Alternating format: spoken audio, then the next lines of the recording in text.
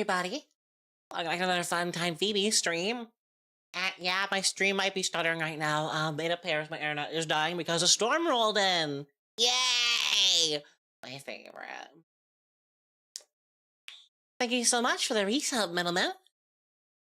And yeah, sadly, I can't catch a break this week because my internet keeps fucking exploding because I have satellite internet and it's storming outside. But it's okay. We're not gonna be gaming, we're be talking. So hopefully, it doesn't get super bad. I also bited my tongue. But how are you guys today? I had a really boring day at work, but it's okay, because I can talk to you guys about really cool tabletop stuff, because I super duper ultra love Starfinder 2E right now, and I did receive my copy of Galaxy Guide a couple of days ago, so I had to read through it all and figure out what I want to go and talk about today.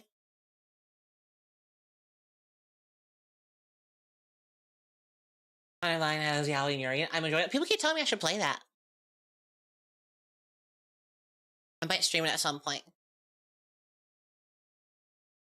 Because it seems like it would be fun, but I'm not sure how good it would be to stream, because I don't know if, like, hitting all 100 is going to be interesting or not.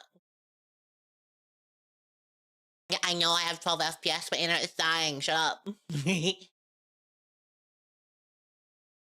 I can't control when the weather fucking sucks. Give me like $30,000 so I can get a landline put out here. So I don't have to use satellite anymore. Okay? And then you can have crystal clear streams forever. But until then, we have to suffer. Because that is what we do. Thank you, Copper Credit, for the follow. The game has Jeremy in it. Oh, it's a manic emo dream girl. Those words not mine. I might consider. Yeah, we're going to be going over the Galaxy Guide. We're not going to go over the whole thing. I'm not going to touch on any of the lore. I'll say that right now. No lore. Because, one, lore is not my strong suit. I leave it up to usually like Runia or Dina. Those are usually my lore homies. I'm more of a mechanics girly myself, because I like making strange, weird freakies. And two, this book is mostly lore, and I want people to buy the book, and have a reason to buy the book. And I'm not going to touch on none of the lore until you buy the book. So you better get your credit cards out and buy this fucking book, because it's fucking amazing. Thank you so much, Crit Edition, for the raid! And when I mean buy the book, I mean you gotta buy the book. We're gonna go over 3 of the 6 ancestries, and then 3 of the, I think there's 6 archetypes today. You know, there's a lot of lore. It even has a big fuck off map of the galaxy that I can't read because I'm too stupid to figure out how to read the map. Like, it's a really good map, it's really cool looking, it's very sci-fi spacey. I can't read it. It is way too complex for my little goblin brain. I cannot. It hurts my brain. I feel like I'm looking at a 1980s or slash 90s like early RPG map in like a bad RTS. Not that the map is bad at all, it just does not work my brain good. It's shiny, and it's pretty, it has colors, but like I'm dumb. But I do really like all the ancestries and stuff. Goblins need words, only math rocks. I needed a lot of rocks. They're crunchy. Especially if they have numbers. If I bite the number rocks, that means I'm smarter because I can get more numbers in my brain.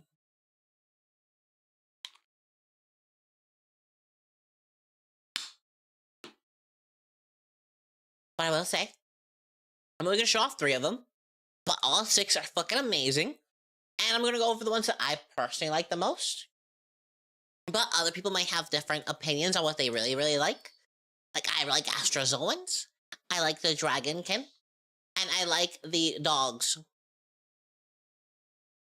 But some people out there might like the brains, the fish, or whatever those giant fairy things are. I'm not a fan of them. I don't like them. They look weird. They creep me out.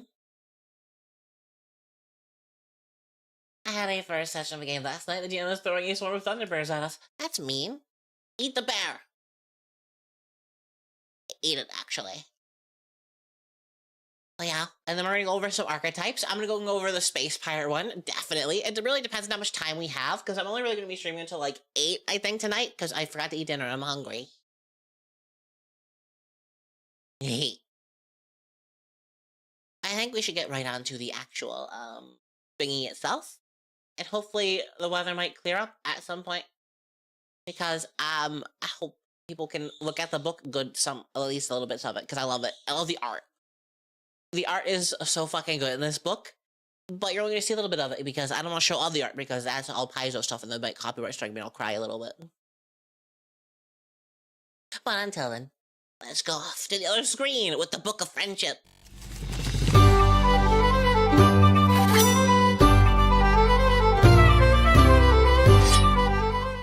And no, I said I'm not going to show off all the art, but like, look at this fucking double page spread of like a fashion show or whatever, using all 6 of the new ancestries. You can't. The dragon's in my hair's in front of the dragon. Can you see the dragon? Dragonkin. They're fucking large. We'll get over them soon. But at the very far left, you can see my favorites, the Astrozoan. Doing what they do best, freakily shape-shifting into some horrible beastie. Yeah, no, this bitch got boots. This bitch outfit fire. I love it. What's that dog doing? Enjoying their time. I mean, like, look at them. They're just chilling. Is this a Lamal equivalent of serving cunt? Yes, this is the fish. It's serving fish cunt.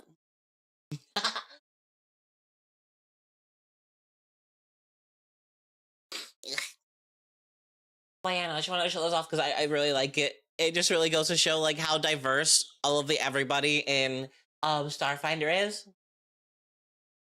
And also, why is the brain fucker up here so caked up? Why has he got ass for days? I don't get it.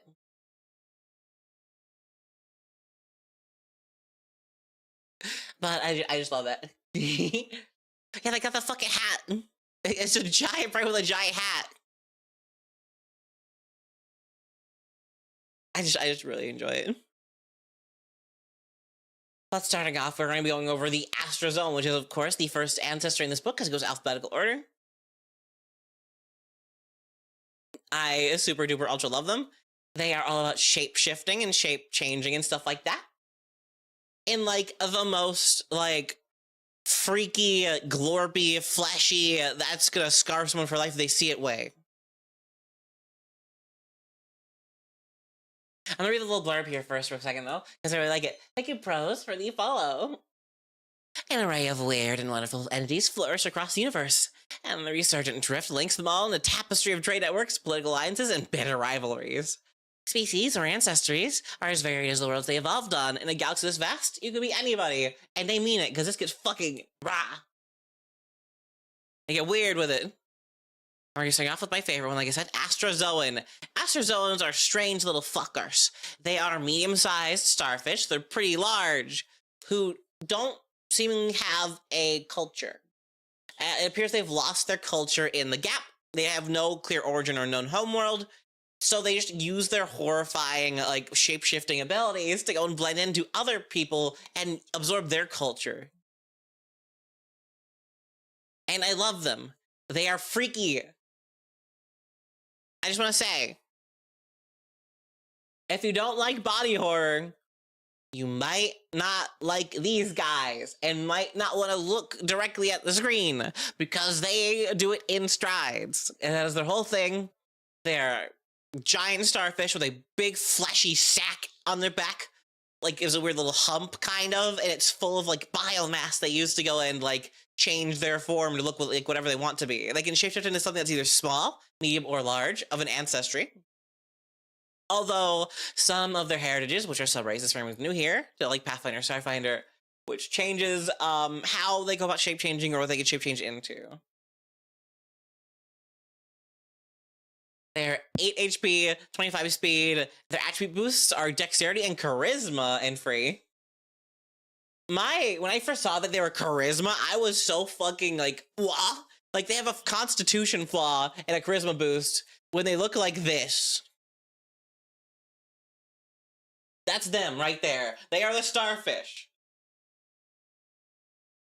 Like, that's what they look like. They have a con flaw and a boost of charisma. Alright. But it makes sense when you get more deep down into it. These guys, like I said before, they have no culture of their own, and they just blend in with everything around them, absorbing the culture of the people that are near them. Thank you so much for the follow. So they get weird with it. And the constitution flaw I can kind of see because of how much they shape change and shape shift their own bio, like, mass, and, like, their own, like, internal bits might be a little more susceptible to oofies and ouchies. Prism with the prism. Eldritch Horror Riz. You think of a slug getting salted. Lamau, don't be mean. Don't hurt them. They're cute and they're friends. The first picture on their entry is one turning into a dog. That has to be a reference to the thing. I'd believe it. If it was walking down the street, I would notice it. No, for real. I love them. They have a light vision. And like I said before, they have a one-action ability to change their shape. Transform into a small, medium, or large ancestry you know, with any features you choose. Any features. That means body type, gender, other normal stuff that are within range of that ancestry. And you can choose it to be an actual specific individual or just be a completely random, unique person. So, think about that. If you really like the look of somebody you see on the street, you can just kind of steal it. Or, like, if you like the look of multiple people, you can just kind of mix and match your face to be like that of, like, other people you see, and you're like, wow, I'm perfect in every way, and I love it. Whenever you use your change shape, though, it counts as using a disguise for the purpose of that type of stuff, for, like, abilities and or people talking to you might be able to find out that, hey, you might not be actually human. You might be a giant starfish in disguise. However, you can remain in the shape indefinitely, and you can just go back to whenever your true Astrozoan form or another shape by using the action again. So you just keep going from, like, goblin to, like, Dragonkin to human to big starfish, and I love it. However, if you do die, your body just naturally kind of shapes back into a starfish. No, really, it's like, I like your drip, I'm gonna take it. And they just take the whole coat and stuff like that.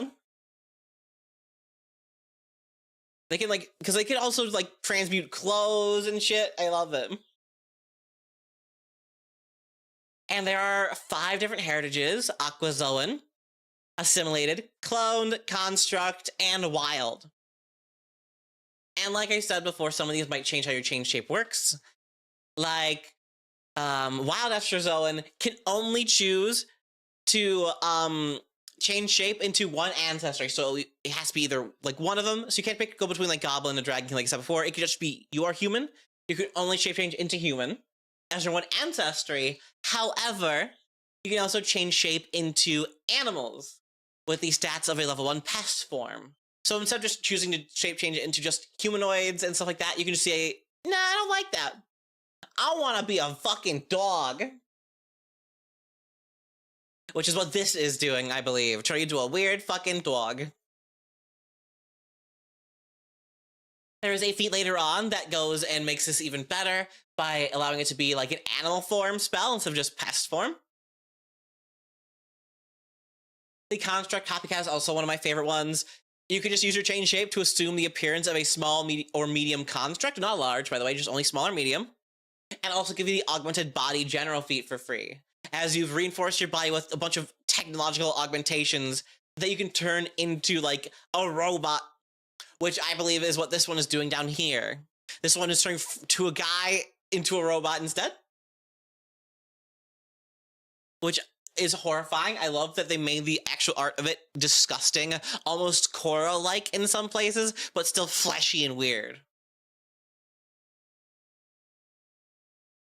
Oh gosh, I can do some weirdest thing with the Astrozoan. If you're failing a charisma check and saying, hey bud, my eyes are down here, and there's a pair of angry-looking eyes staring out of my shirt. Yeah, no! You can do a lot of weird shit with it. It's also just really fun, I like it. Become a crab? Yeah, you can just... What's it called? What's the thing where everyone evolves into crabs? Carcinization? I think? It's something like that, where you turn into a crab. You just do that. You just evolve forever into a crab? Question mark?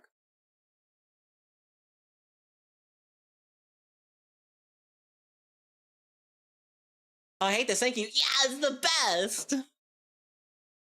There's also one more art. I wanted the art to show them transforming, not simply being transformed, since I mean, any of the shows could transform to Astrozoan. Yeah, no, I love it. Because, like, it gets even weirder. Yeah, those carcinogenization. What incarnation? Look at this one. This one's my favorite art for one reason alone. You can see the bony bits being made and shifted and put into place where arms should be.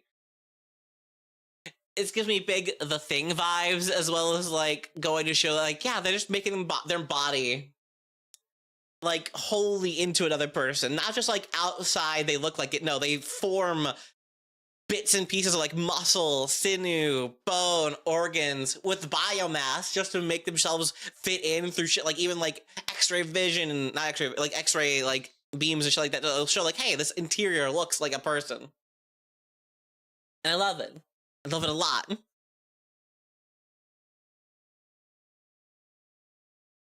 And then I want to go over Aquazoan.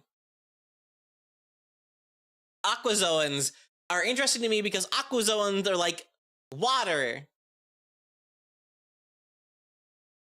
Which I thought of at first being like, wait a minute, everyone's not water? The starfish, but they're not just like wet starfish. Aquazoans, they get a swim speed of 20 feet and the amphibious trait, letting you breathe water and air. Of which this makes me think of, like, it's really funny that you can turn into a Kalo, which are some fish people. We're not going to go and show them today. But the fish people, it's really fun that you could just disguise yourself as a fish person, but still not be able to swim or breathe underwater. You just kind of look like it.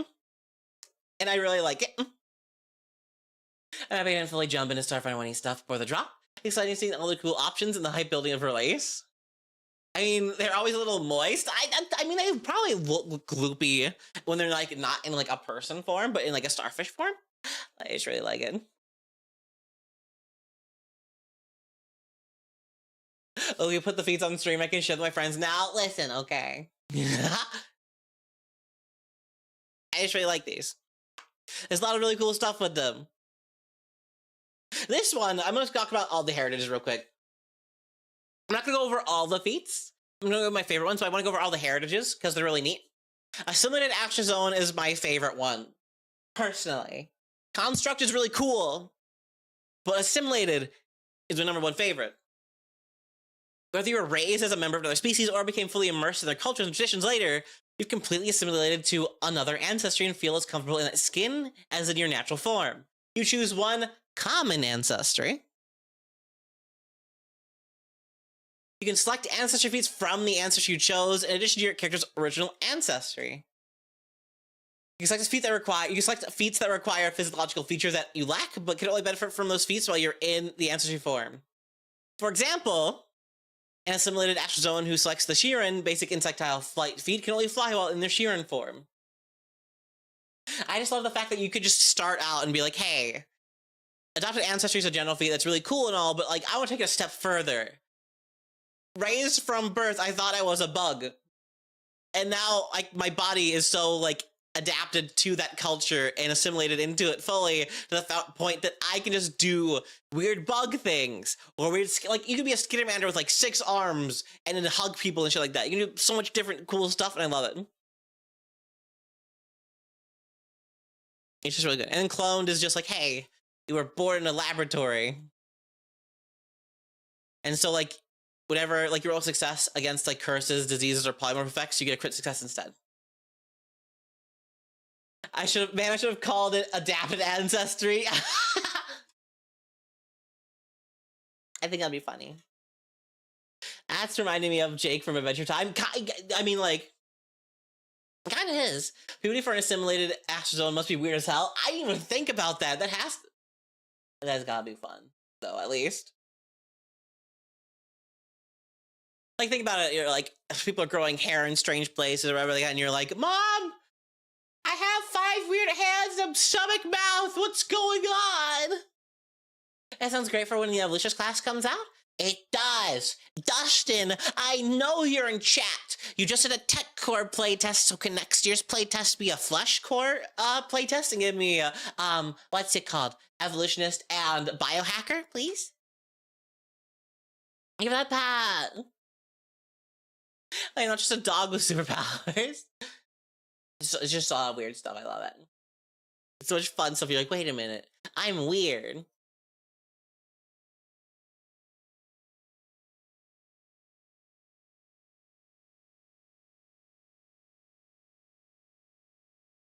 They have a bunch of like knowledge and lore based stuff based around different ancestries and stuff like that.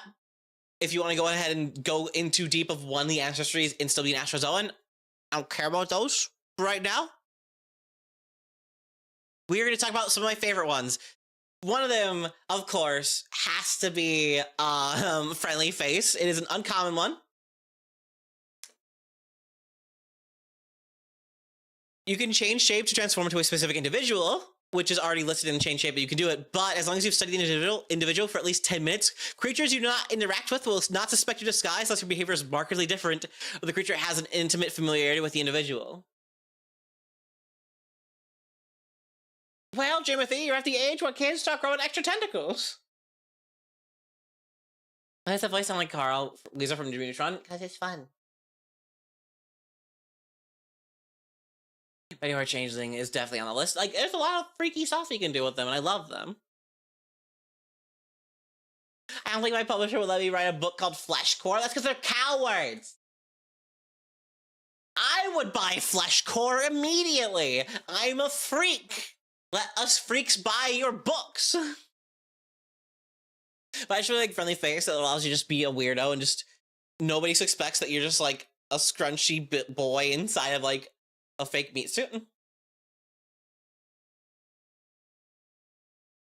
If you want to change shape with poofy Naruto clouds or glowy dittos, so no one X cars you for the body horror, I suppose it's an option. Is a ditto an Astrozoan? I mean, kind of. It'd be cool though. And then my favorite one, restorative shapeshifting, once per minute. Ow! Thank you for the biddies. I'm not stinky. I'll fight you. I'll destroy you. But yeah, restorative shapeshift. Once per minute, as a free action, when you use change shape, you go ahead and give yourself a number of temp HP equal to half your level, minimum one, that lasts at the end of your next turn. I just really like the thematic stuff behind it. It's not mechanically like super good, but it's still pretty good. Of you just like, what's it called? Of you just kind of changing and glorping around and moving your biomass around. So like you maybe make your organs like move place inside your body somewhere else. Like someone tries to stab you in the heart and there's no heart there anymore. You're like, wait a minute, what? I just think it's neat. Ow! Rude. Also, hello, Magic Mariana. I do like the shifter's eye. This is just like a Kitsune feat in Pathfinder 2nd Edition, where you are a master at spotting other people disguised. So whenever you come within 10 feet of somebody that is disguised, transformed into impersonating somebody else, your GM rolls a secret perception check to realize that the person is shape-shifted or just in a disguise, something like that. And I just really like the thought of like two Astrozoans like walking past each other and being like, and just like staring at each other like they know, but they're not gonna say anything because like, why would they? They don't want to give each other away. I'm so glad people like this. I've always loved shapeshifters. My first D&D character was a shapeshifter. I love shapeshifters too, and I was really sad that there was like none of them other than Kitsune in Pathfinder 2nd Edition, and those ones only turn into like a specific guy and not like can be like anything ever. But we're gonna move on to where is it?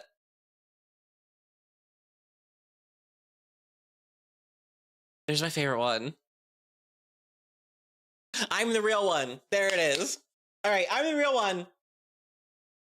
Is fucking hilarious. It requires that uncommon level 1 feat. The Friendly Face one lets you just like look like somebody else. It's a reaction. If you become grabbed or restrained by another creature, or you grab or restrain the other creature, you can change shape to assume the appearance of the other creature. All other creatures must use the seek action to attempt a perception check against your deception DC to determine which creature is real, which is an imitation. A creature who doesn't know which creature you are must succeed a DC 11 flat check when targeting either of you with an attack spell or other effect. If the check fails, the attack spell or effect targets the other creature instead. Abilities such as telepathy or the Mystics group chat feature may automatically allow a creature to determine which creature is which, but an aware creature must still use a point of action to indicate to others which creature is which. An imitated creature might have a signal or phrase that indicates to the others which creature is which, but doing so in a din of battle is an action with the auditory or visual trait. It's literally the, no, shoot them! I'm the real one! No, I'm the real one! Shoot them! I love this shit. This is so peak. It requires an uncommon feat, but that uncommon feat isn't, like, the most, like, out there uncommon feat, I don't think. Say something only Phoebe would know. Exactly! It's just so perfect. It's the best thing ever. If you guys have ever seen the Adventure Zone, the first ever campaign they did before it became bad, in my opinion, fucking hot take right there.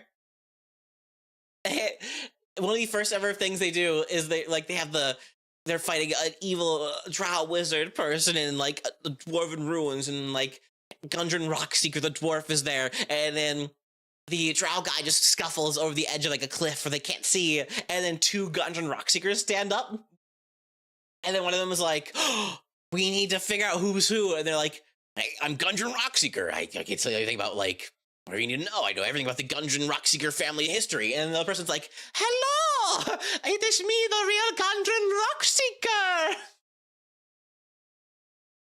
I can tell you things about the dwarves and the rocks! And they just shoot that one in the chest and throw him over the cliff. It's just one of my favorite scenes of anything ever. To my knowledge, that is a cold take. That is fair. I don't know. I haven't really looked in the newest season because, to my knowledge, they put my least favorite GM in charge again. So that's not fun. It is one of my all-time favorite bits from any like adventure play, like streaming thing ever. It's just so perfect. It's just the Spider-Man point meme, but as a feat you can do as a reaction. I just really like the thought of somebody grabs you, just immediately turn to them. They're probably freaking out because they probably also don't know that you're an Astrozoan. But you know, I think would be the most funny part is if that person who grabs you is also an Astrozoan pretending to be a person, and you both just transform into like just Astrozoans in general. And you're both like, what? Wait a minute. Because like if it uses the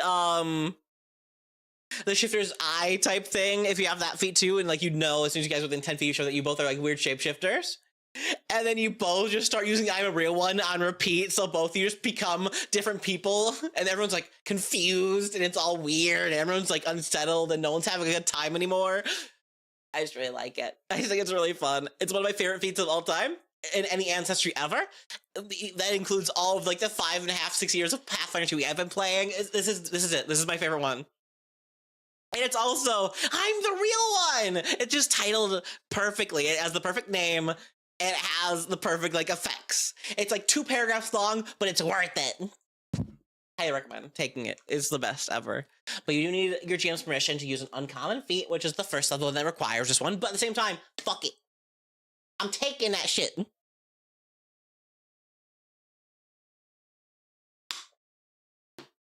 It's just so peak. I just love it so much. Yeah, Starfinder 2 Galaxy Guide. It's really cool. I like the cover. The cover is really pretty. I look at it. Look how pretty it is. It's the Wish Warper iconic fighting some glorby globble beast, and I don't remember what it's called because they talked about it in a stream, and I didn't write the name down because I couldn't spell it. I mean, Friendly Face can potentially break very, very, very specific types of campaigns, but it should be okay in most games. Yeah, the special edition cover is really cool. I didn't buy it because I don't want to buy the special edition cover. What's it called?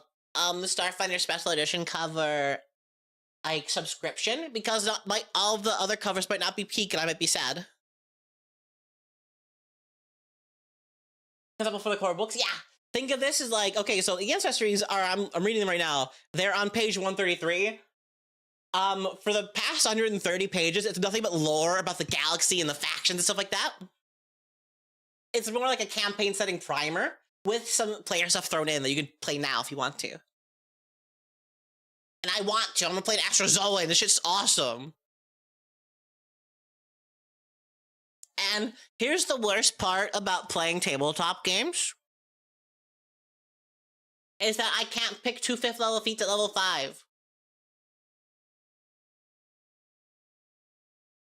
Because Swerve Shift is my favorite other than I'm the real one. It's me. Because this is also a reaction. If a creature targets you with an attack, and you are aware of the attack and are not off guard to trigger an attack, you quickly change shape into a smaller size to avoid getting hit. You gain a circumstance bonus to your AC, Fortitude DC, and Reflex DC against a trigger attack equal to the number of sizes you shifted down. So if you are a large Dragonkin and you shift into a Skittermander, you get a +2 bonus, but if you go from a Dragonkin to a human, or a human into a Skittermander, you get a +1 bonus. I know I can, but at the same time, I want it. I usually play with Ancestry Paragon in general, like the optional rules from the GM guide with my players, because there's a lot of cool stuff to take and I want them to feel special and cool. But it's just really cool. I just love it. I just love, like, the whole, like, they're gonna punch you. It's like, have you guys seen Jujutsu Kaisen?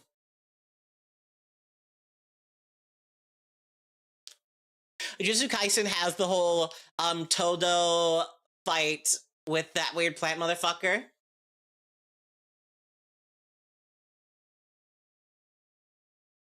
And where they're like, because Todo, his whole power is he can swap places with things or people, or I think with cursed energy in that show. It's all power thingy.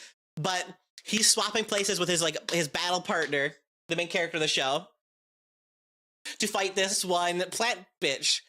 And their sizes and builds are so different that every time he swaps them, it's hard to like shift into what they're going to attack or defend against because their body type and shit like that is so different. It feels like that. Yeah, boogie woogie. And it's like they're talking about like, fuck, I don't know how to defend against this. They're too different of people. So every time I think I'm gonna get kicked in the face by the tall guy, I get punched in the nuts by the short fucker. And I feel like it's like that. Like someone goes to punch you, just go like, yoink, and you just go shrink down to like a size like a little baby, like small size Skittermander, and be like, you wouldn't hit a guy with glasses, right? And then you just turn into a fucking Dragonkin and punch him in the head afterwards. Literally built different, yeah. It's just really fun. It's my favorite. I love it so much. But it's fucking at the same level as I'm the real one, so it's not fair. Ah. I'm sad. Because I want more. I need more feats.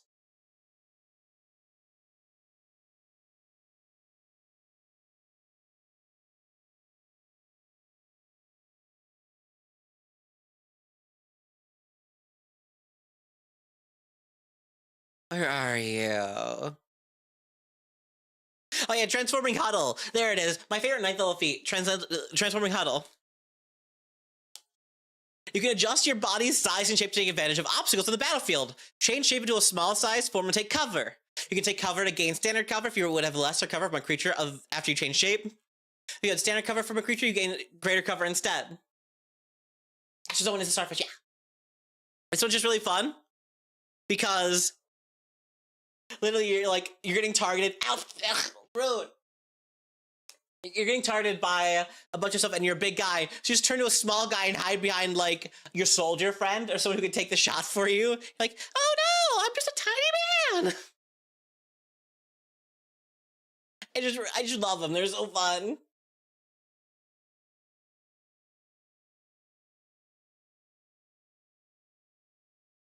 It's just so much. I just love this. Fuck. I just love this. Down to the 13th level feats. My favorite one is, again, Flattened Body.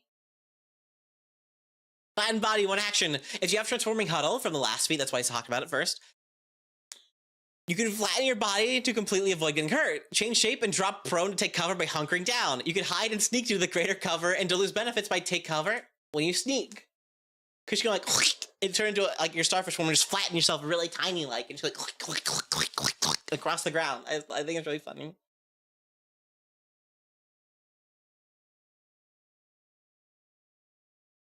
The irony of being an Astrozoan can polymorph as many feet of ancestry as they want, but have a limited number of ancestry feats. Yeah, it's Flat Fuck Friday! But as a thing, you can make a toon, you could make a toon character. Yeah, they're kind of goofy. Somebody sees Nutty? Yeah, I love it.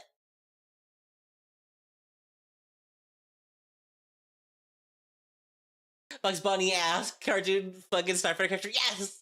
You can make yourself really funny and goofy, because like Pathfinder goblins have a lot of weird ass Looney Tunes physics stuff, and I'm kind of really glad this kind of does too.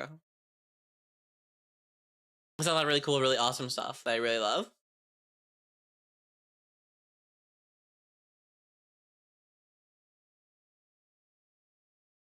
But yeah, no, really good.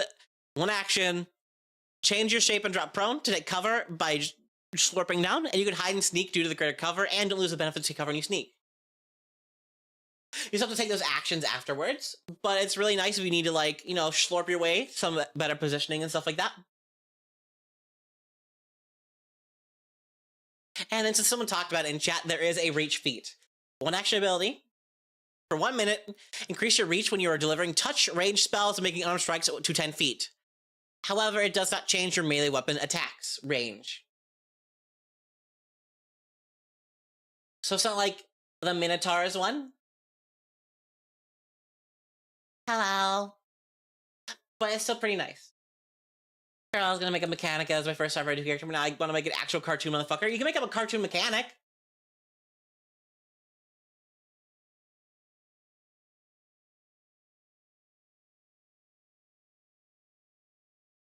And now we're on to the really, like, spicy 17th level ones. Fissile Budding is a large-ass feat. But it is really cool. It's not a stance. It is a one-action, like, 1 minute thingy. Only affecting arm attacks. Only affecting spell touch stuff. But you can still do other things with it. Yeah. Like go into a stance to punch things with arm attacks from the monk or whatever. Yeah, Fissile Budding is spooky. 2 action ability once per day. You split yourself in half. The art is so good. Like you see the bones poking out and stuff as it's creating it with all their gloop.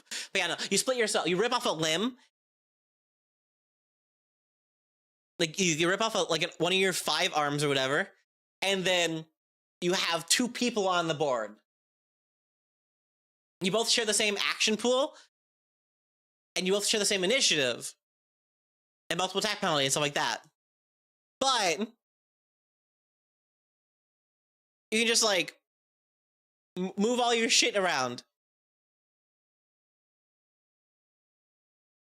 It's just really cool. You just create another copy of yourself just out there. So you could totally like flank with yourself or like get better positioning from one angle to another.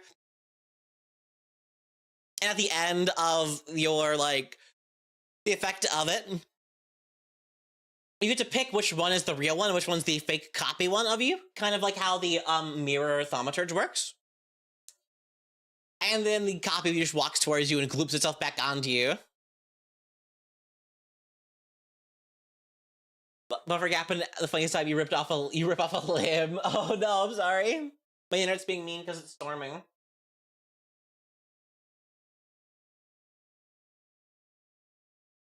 But the effect automatically ends if you ever walk into the same square as your homie, or like you die. It's really fun. But if you can't get access to your arm again, you can't use this ability for a week, as you have to wait for your whole ass arm to regrow again. Thank you, Nona, for the raid! And Astral Gold! How was your drugs? How was all your fun time drug making?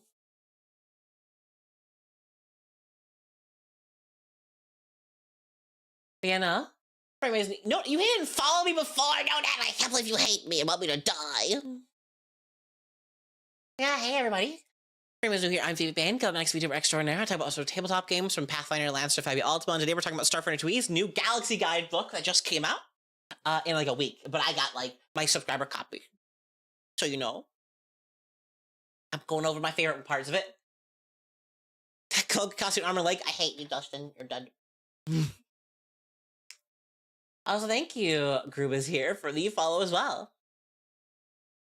I'm going to my favorite ancestry, the fucked up body horror beast that is the Astrozoan. Hey, Poutine. Thank you guys so much for the follows. Hey, we're making poutine. We would never sell illegal things. Don't lie to me. Thank you! But yeah, no. I just love these freaks. These are freaky, shape-shifting, like, starfish people that can turn into gloopy boys. Where's the part of it? Yeah. To the right, you have the actual form of the starfish boys, the Astrozoan, and you can see it as it's using its biomass to go and turn into the form of a wolf creature. I read that. Because it's been awkwardly long, I can never click it, so that's fair. I do the same thing. I have the same reasoning. Here we go with the Astrozoan, my favorite of all time.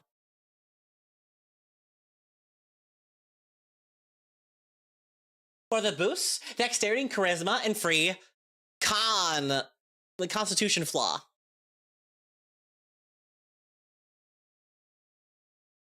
I thought it was weird for a 10E to do more of the body horror. I mean, you can only go so far in a book made for huge nerds and sad people like me. But I do admit, we need more gloop. Thank you so much, La Sombra Dark, for the follow. Last thing we're going to talk about, I have seen people talk about and say that this might be a little too much. Might be a little too strong, maybe. It's called Sequester Form. It is a reaction. If you're targeted by a mental effect, you just change shape into a different person. And you become immune to it. If you shape change into a different, like, of the same ancestry of the person you got the mental effect on, it immediately affects you again. But if you go ahead and know a lot of ancestries, you can technically become immune to mental effects as long as you have reactions.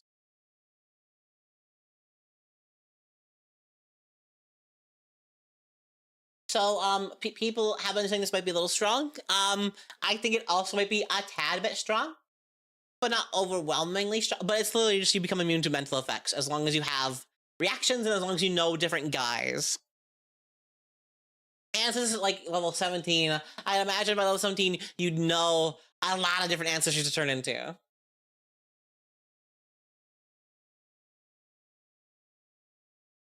It's level 17, yeah. Here I am blowing my John Carpenter's thing. That one's on a doppelboard mimic rogue. Yeah, no, come here.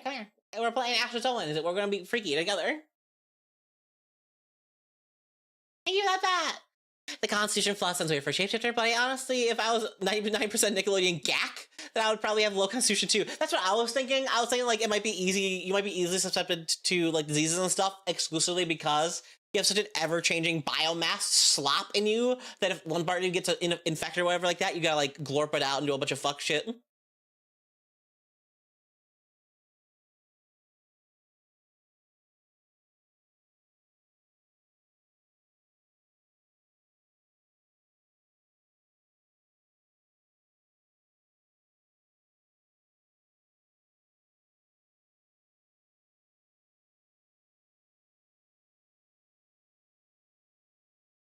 Hey, dipshit.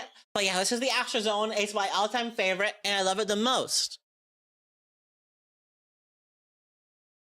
Again, we didn't go over all the feats. If you want to see all the feats, you can go ahead and go and buy the book. Please buy the book. It's so good and worth it, in my opinion. And next, we're going to go over and skip over the Contemplative, and I'm going to go over the Dragonkin, because these are my second favorite one.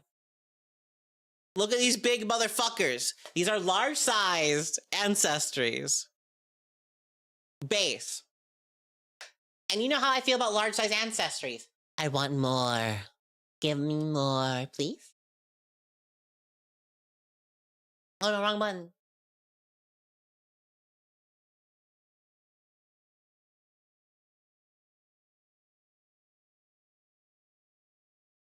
And I like how, I want to point out some part of the art real quick. These motherfuckers have to have custom chairs built because they have giant ass wings on the back in the way. But I love them the most. Second most. Astrozoan's the most. I need to buy it just as soon as it comes out. That's fair. I bought it. I have a subscription to it because I love it so much. And the Starfinder. Yeah, Space Dragonborn, if Dragonborn were cool. If Dragonborn had teeth and didn't give a fuck. These guys are large-sized base. They have, like, a partner bond thingy, which is really cool. I really like it. They have a fly speed base. They have 20 fly speed and 20 walking speed. So they're not the fastest in either way, but they have by far the best feat for flying in any ancestry ever. We'll get to that in a bit, but I want to go over the attribute boosts and other things like that. Like I said, large size, 10 HP, you are a chunky lad. 2 free attribute boosts. 2 of them.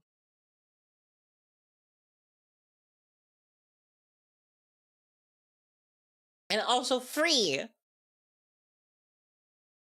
Like a human, or I think, did they go through the orc change in Pathfinder 2's remaster? I don't remember if it's 2 free again or not. But yeah, no. I was so surprised to see just 2 free attribute boosts. You'd think it'd be like strength and something else and then free. But no. 2 free. Not sure if I like it. I've never really been a big fan of 2 free attribute boosts because I like having 3 thingies that I'm good at. But that's just me.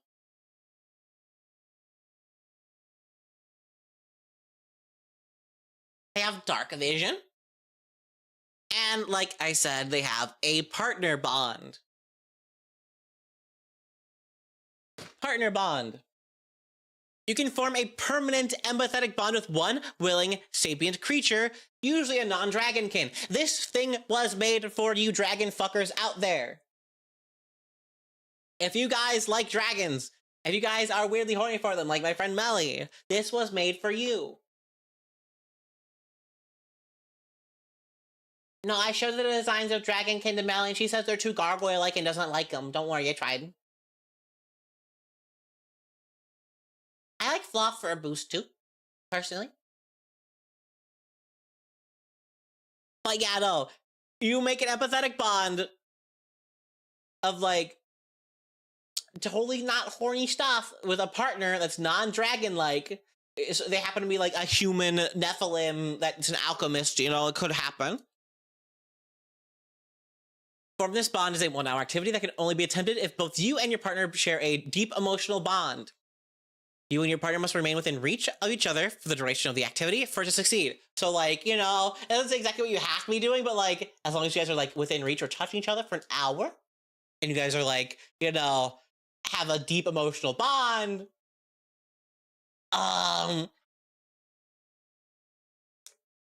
you get a cool bond. You can't form another bond unless your current partner fucking dies.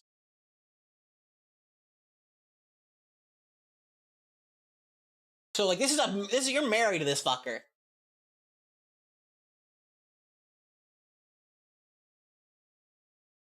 Like, you are married to this person forever. But you get limited telepathy within 60 feet of each other forever. You'll always be able to talk to each other with your brain. And it's really cool. And I like it for a thematic purpose. Seriously, we're not blatantly putting our fetishes into this book, this dragon bonded. Like, I'm not saying, like, this is like, it wasn't just made by and for dragon fuckery, but maybe it could, like, you know, you could use it as that.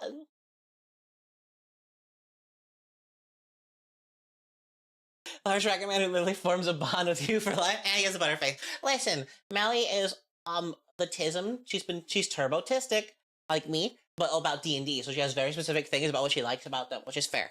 I won't bug her about it. But at the same time, this was made for dragon fuckers. No dragon divorces. If you get a divorce in dragon's culture, you die.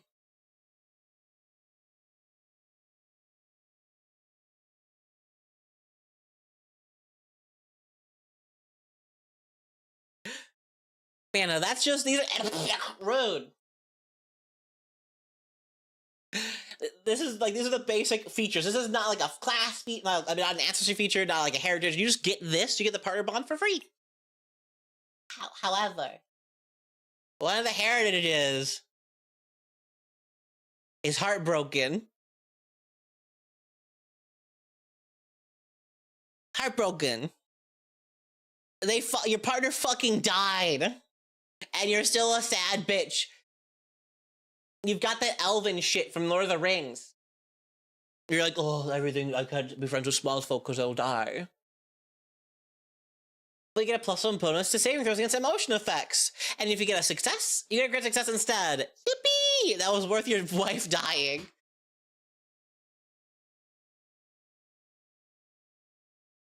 Is this fetish posting on Power Brand's cartoon for the 2000s? Listen, Gargoyles was hot. Like the lady from Gargoyles, that shit was fire.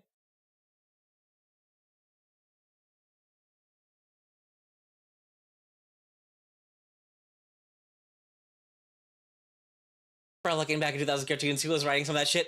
I don't know, but I'm glad. Like, you Totally Spies. Okay, maybe they went a little far in Totally Spies, but like, you know, Martin Mystery was made by the same people. That was a fucking amazing show. I love it the most. You have Flameheart, which is the typical like fire one / heat one, where you're like resistant to environmental cold effects, and then you're also resistant to cold dead damage.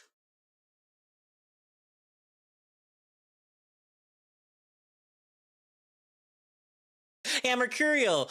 You can't make a bond, like a permanent partner bond. It's just temporary. So 10 minutes, you can have a partner bond for 1 day. And you can decide to be like, no, I don't want to be with this person anymore. I'm going to cut that off. But, not only is that slapping, not only is that really good, really nice, you can change your shit. If you have the transfer vitality from the mystic class to your partner, you reduce the hit point cost by 1 + 1 for every 4 levels you have to a minimum of 1. So, I'm just saying. I know that min-maxing is typically frowned upon by most people, but if you want to play a mystic and be the most optimistic ever, this one right here, officer, this one, you pick this one. This one's great. This is the one you need.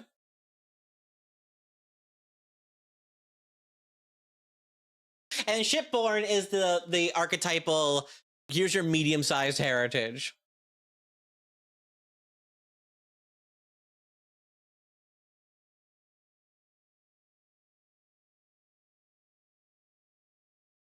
It gives you a +1 bonus to squeezing, and can use acrobatics or athletics to squeeze. It makes you medium-sized. It makes you a tiny dragon boy or girl. Like, there has to be one of these, at least. But I don't really get why. I don't think the Jotunborn are gonna get any of them, though. I think the Jotunborn is all gonna be large, but, like, you know, maybe just be large forever. Why would you want to be smaller? Being smaller is way less cool. Oh no, my chair broke.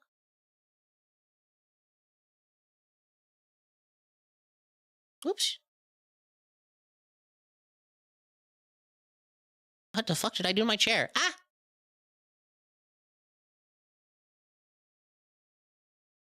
I'll fix you later. But yeah, no, why would you be a cow? My one thing with all of these, what is it called? All of these, like, heritages that are like, wow, you're smaller. But, like, Why do I get a bonus to squeezing if I'm already tinier than a large thing? You'd think the squeezing thing would be best for a large creature and not a medium one who doesn't have to squeeze as much.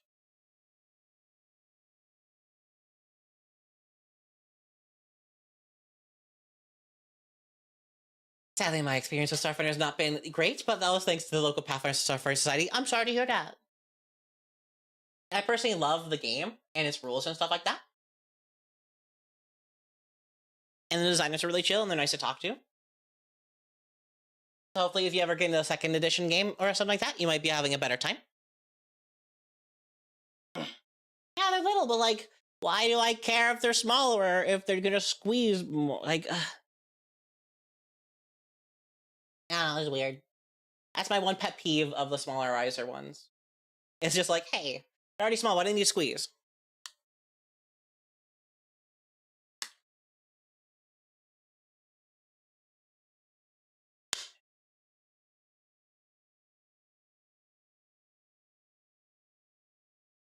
And lastly, I have Storm Rider. Storm Rider gives you a +2 bonus to acrobatics, 2 maneuver and flight, and gives you a 5-foot bonus to your flying speed, making it 25. I'm strict on water. I'm really bad at drinking things.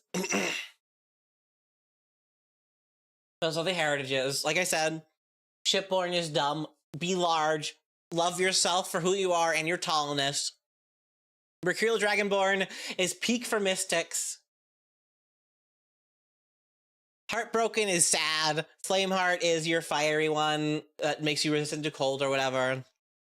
And Storm Rider is what you want to be if you want to fly more.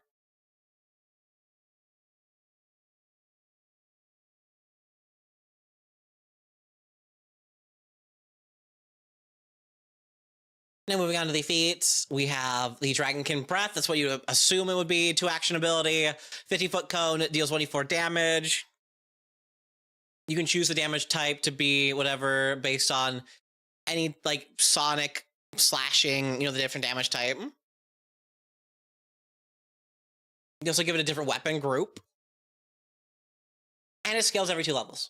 That's what you expect from a Dragon Breathy thing, like you did with Kobolds. I still need to get into a Pathfinder 2 game one day. I need to learn the system so I can add its modifications to my book I'm publishing. Oh, yes, do it. Yeah, weapon familiarity in your lore like usual. Save and hydrate. I'm gonna drown again.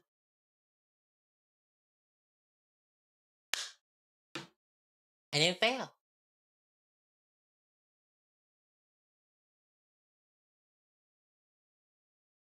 Where's the one I was thinking of? Touch the Sky. There it is. Touch the Sky is by far the best ancestry feat for flying ever. And why, you might ask? Simple. When you fly, you don't count moving upwards, straight up or diagonally as moving through difficult terrain. However, this does not apply to flying with equipment or vehicles such as jetpacks or hoverboards.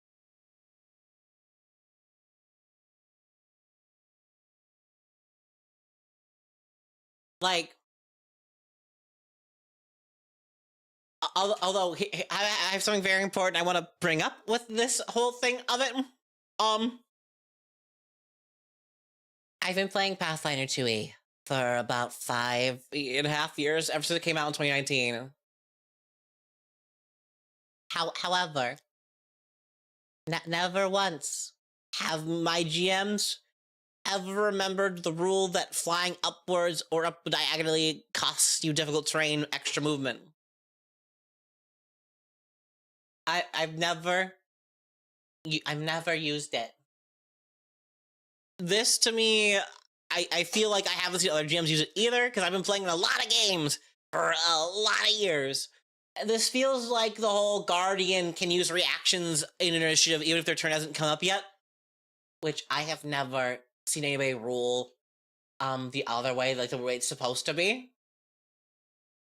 So, like, I feel like this is great mechanically for a mechanic that not a lot of people use or like follow.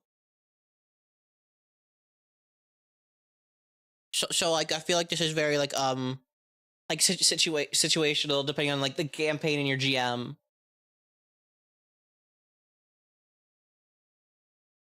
Because like I know I'm not the only person who has that experience, and I don't know how to talk about that, because like it's really good mechanically, but I will never find that I will never end up using it because I don't rule it like that. Because flying, although I guess because flying is less rare in Starfinder, but no, I'm not using it. So like it's a great feat if your GMs pay attention to the rules. But there's a lot of rules to pay attention to, and not everyone remembers that one. Especially me. I forgot.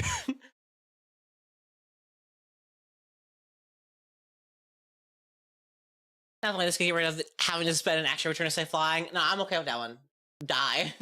You're gonna go ahead and make 90% of my combats trivial via just being in the air. I don't care. You get to spend an action. That is your cost for being unhittable by my dogs. Although I guess in the Starfinder things are more like flying-y, so like those dogs have lasers. But that's different. That's besides the point. Suffer.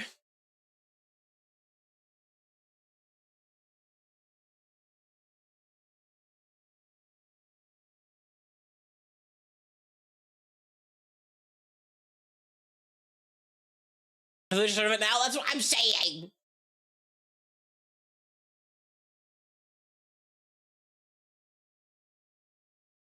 And then moving on a little bit, we have aerial dash. I'm gonna go through all the flying ones that I can remember.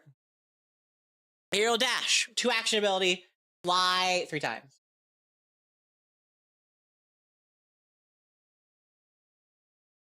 If you happen to be a Storm Rider Dragonkin, fly 4 times for 2 actions.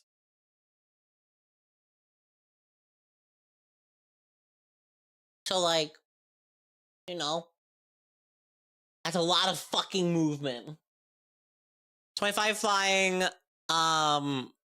what's 25 times 4 is 100 feet for 2 actions? That's not bad.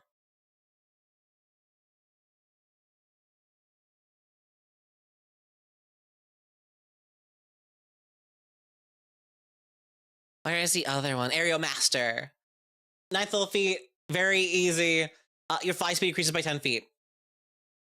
So what normally was 100 feet, now it's 35 times 4. I can't do math good. 35 plus 35 is 70, 140. I should have just added 10 4 times and added it. So like 140 a flying speed if you happen to be a storm boy.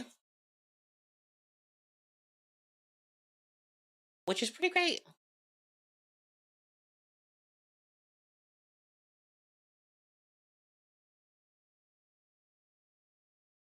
Moving on to other things. Bond Bearer.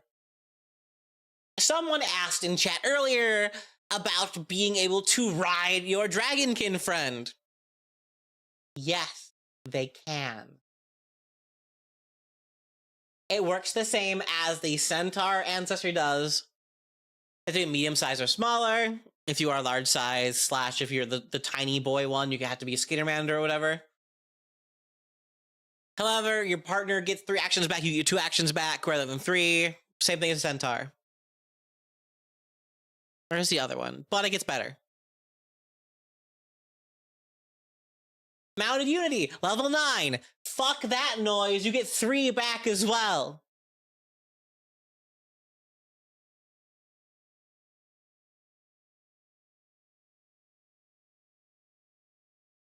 Which is... I don't think the Centaur has a feat like this. I think the Centaur just got shafted.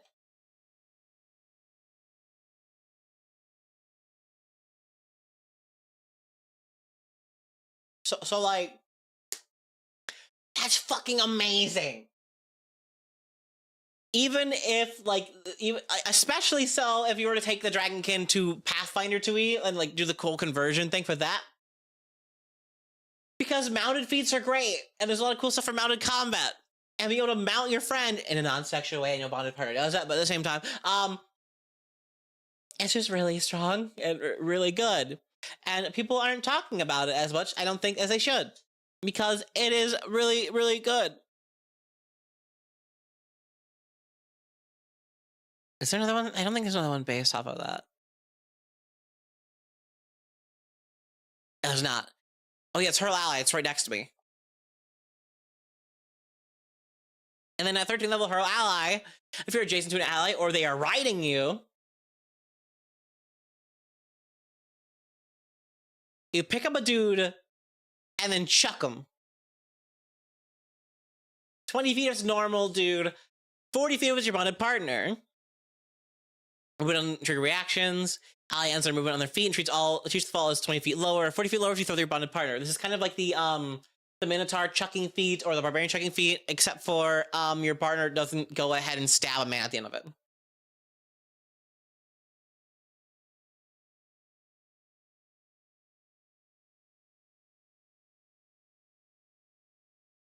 I mean, your gym can't let your centaur take this. They can, but at the same time, it's over centaur, bros. You're not as cool.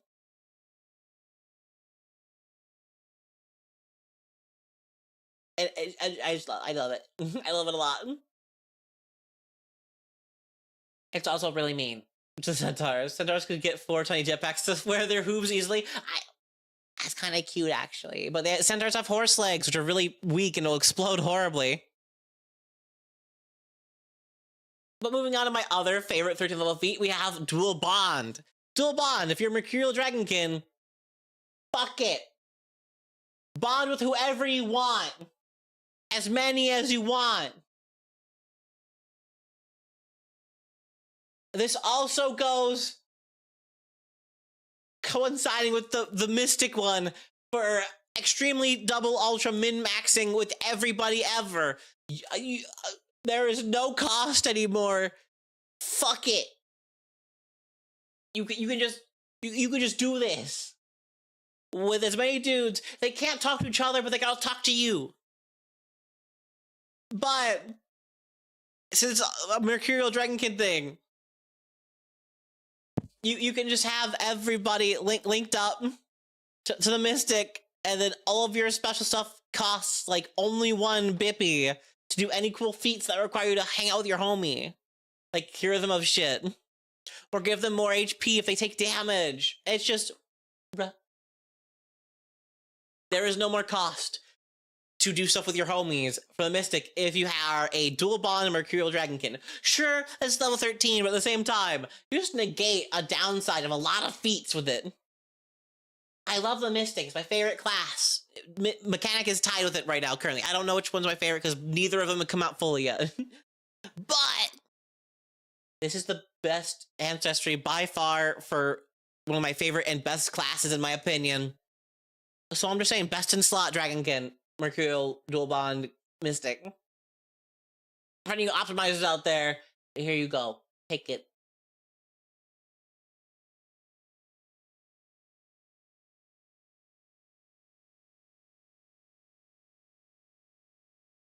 And then, of course, you get Size of Ancients. It's your I become even bigger, but instead of you going from medium to like large, like most creatures, 2 action ability once per day, you grow to size huge. You get increased reach. You get a bunch of bonus. You get +4 bonus to melee damage. However, it only lasts for 10 minutes instead of permanently like other big bitch transformations. I still love it though. I still think it's metal and cool as fuck.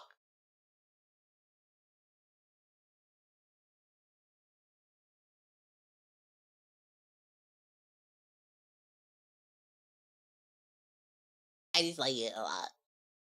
Your Kill Dragon can prove that every Starfinder session approaches post-scarcity pan space polycule. Yeah. It literally is just the dragon polycule or the dragon marriage, depending on if you're going for the mercurial or like the monogamous type.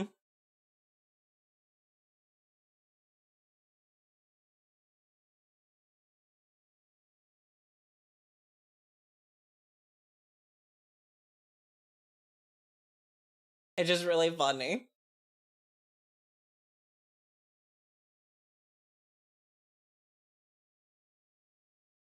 Reunite is the last I'm going to go over because it's also really good. Reunite, 2 action ability once per hour. If you and your partner on the same planet, you think about each other in like a really cute way, and you teleport to them. You just across the planet, whoop, and teleport to them, which is really cute. I love it. You've heard about the bars using the dragon. Well, you have a dragon using everybody else now. I just love it. This ancestry is so good. It has a lot of teamwork focused things. There's a lot of stuff based on being a huge bitch, as in like you're a big person. But it's a lot of flying. This ancestry, second favorite. It's so close to being my favorite one. Astrozoan takes it out by far just by how goofy you can do your shapeshifting, and how shapeshifting is one of my favorite things to do in general. I know I'm trans, don't fucking look into it. I know the cliche. But the Dragonkin has so much cool shit with it, and I love it. I love it a lot. Astrozoan still beats it, though.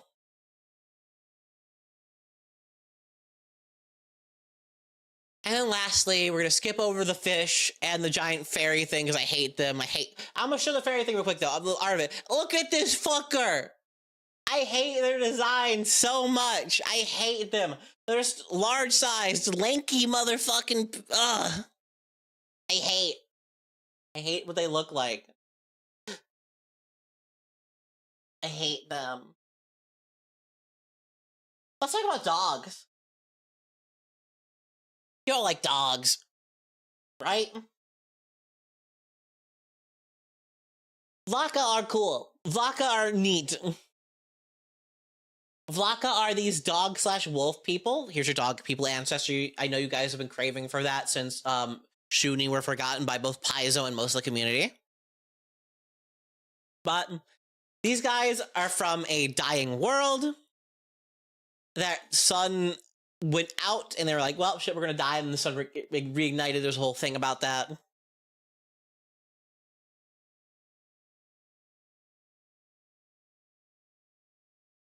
But these guys are also special in the fact that they're usually born either blind, deaf, or deafblind.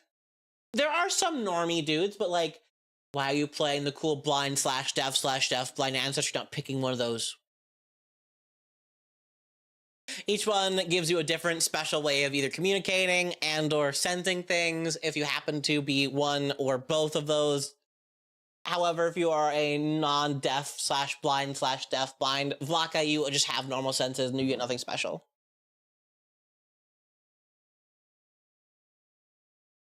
They're wolves, yeah. They're praising the sun, yeah, just now exists. They're doing their best.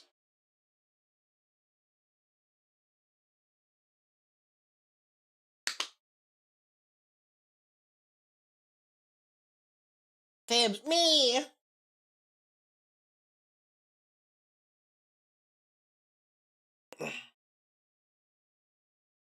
I got a deaf wolf with a support cactus. Oh, I love that. Yeah, 6 HP, medium size, 25 speed. Attribute boosts, wisdom and charisma. And free. Attribute flaw, dexterity. I don't know about you, but fucking oof.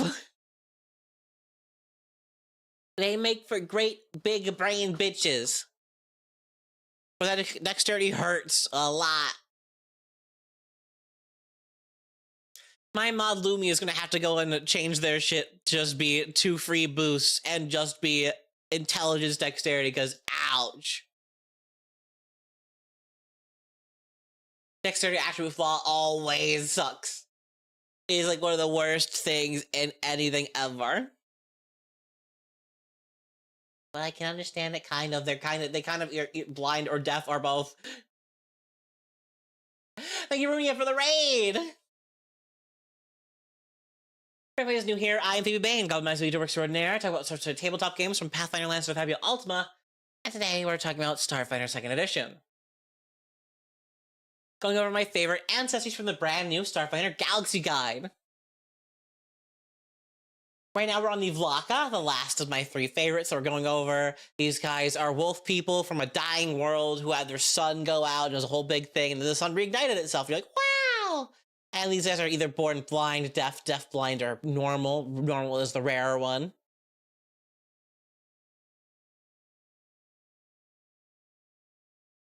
We were just talking about how their attribute boosts have people in shambles, wisdom, charisma free, but a dexterity flaw. Ouch. Get fireball, Starfinder Galaxy. No, don't harm me. I'm small and scared. Also, wow, no, I don't think I used fireball me today. Huh. Funny. How's it looking? It's looking really good. My stream isn't though, because my stream is dying because my internet sucks right now. But it's besides the point. Ow! Haha, no damage. However, you can do the whole 2 free boost thing if you want. Like I was saying beforehand, though, they are blind, deaf, or deaf-blind. If you are blind, you get hearing as a precise sense within 90 feet. I almost said 14 again. If you're deaf, you get the read lips skill feat for free.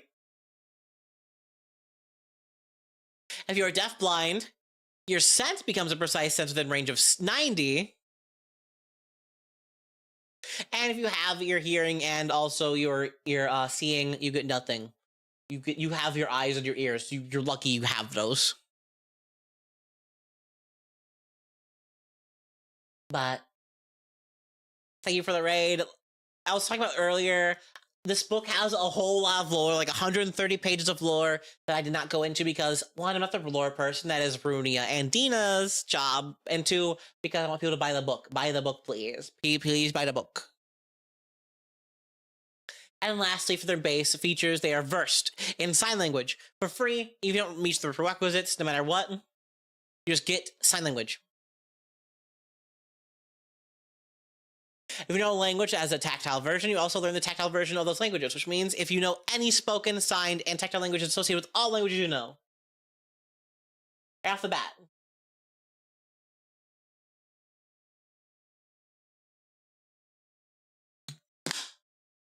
Hello, Paige.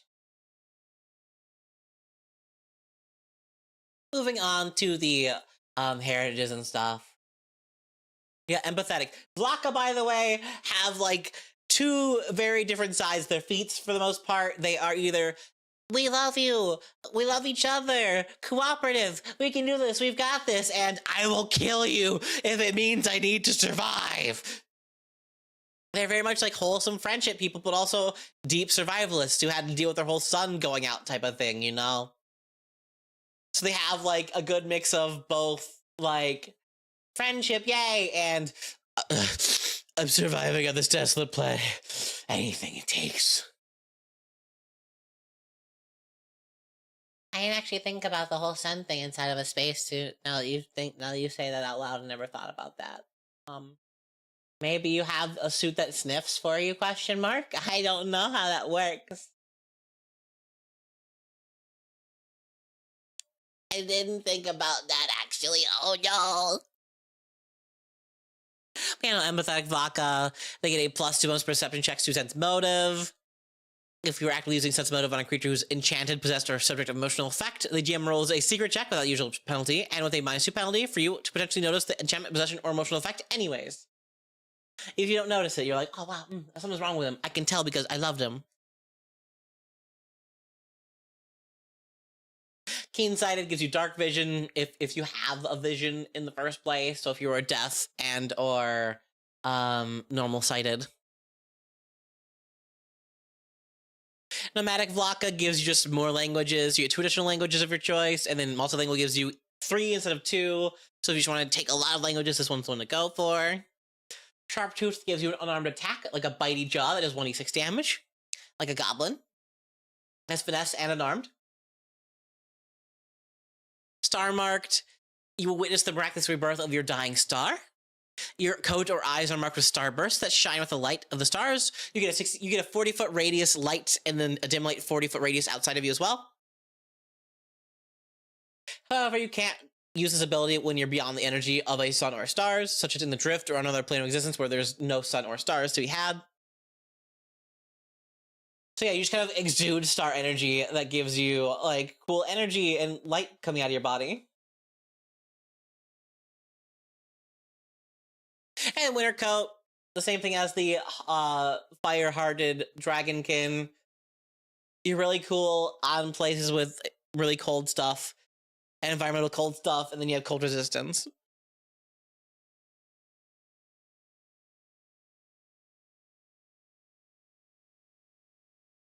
The big sniff.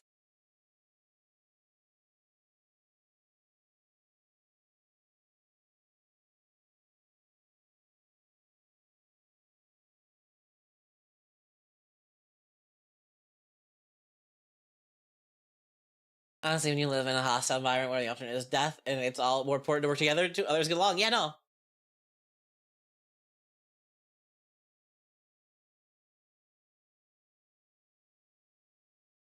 And then going with all the feats, there's a lot of, like I said, a lot of cooperative stuff. You have the cooperative feat, which is all like the what's it called, the null / colo feat, where you get a +2 bonus to aid checks for your homies, and your homies get a +2 bonus to aid you as well.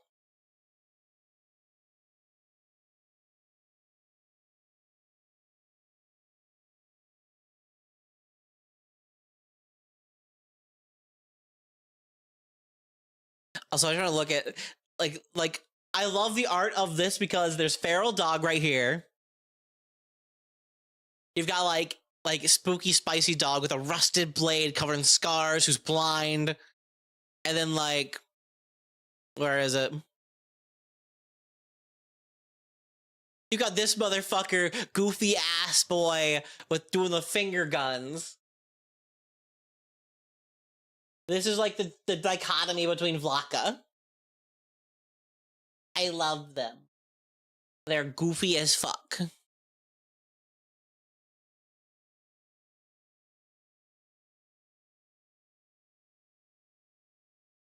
But back up to the feats and stuff like that.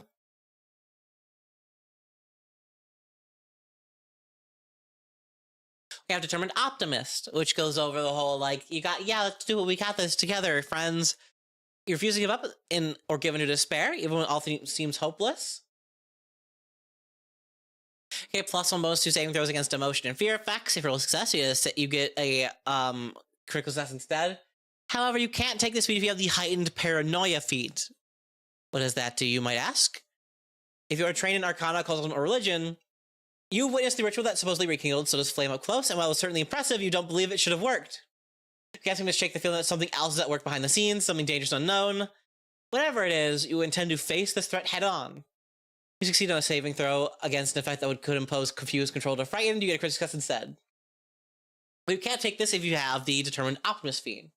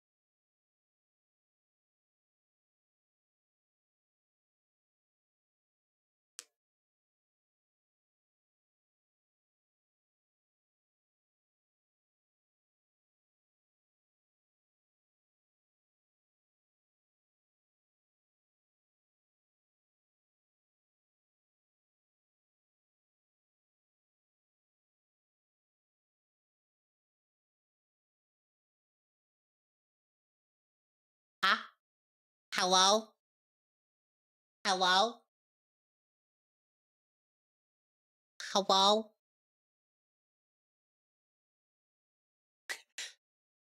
I think I fixed it. I just changed some OBS settings to my audio, like, thingy. Did it fix it? I might sound more scrunched, but, like, I think I made it so, like, it works with my garbage bitrate.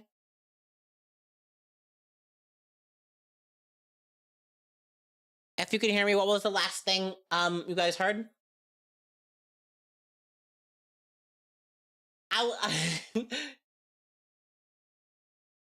Yeah, no, Vlaka is very immersive. Now you guys know what it feels like to be deaf. I'm sorry, my internet's being all goofy today. I have no control over the weather these past couple of... I guess it's been the whole week, honestly.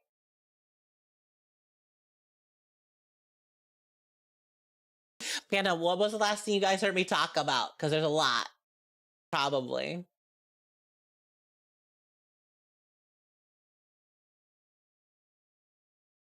Sorry to be in space. Don't get your goblin for a little bit.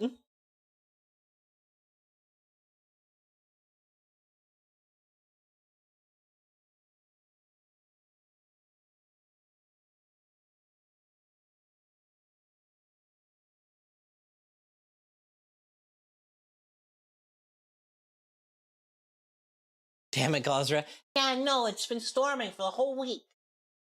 Still raining. It's annoying. I'm sure I'll think of something. I'm not probably gonna stream tomorrow because of all the fucky stuff. To be some music exclusive? Oh yeah. Where is it? Determined Optimist and... Where are you? You're at level 5. Heightened Paranoia.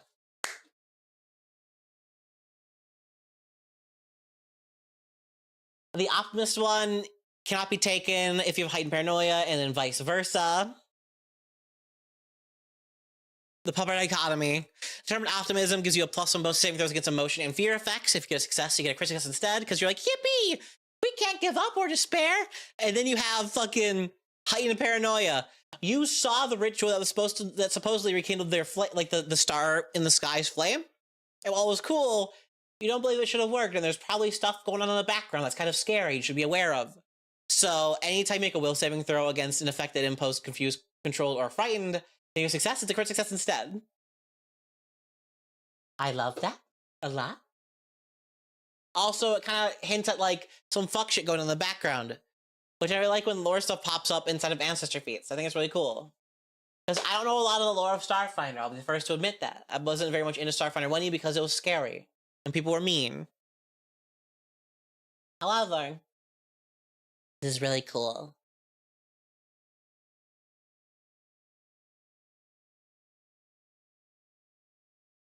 I was also talking about Guilt Trip, which is a once per hour reaction. If somebody punches you in the face once per hour, you give them like the sad puppy eyes.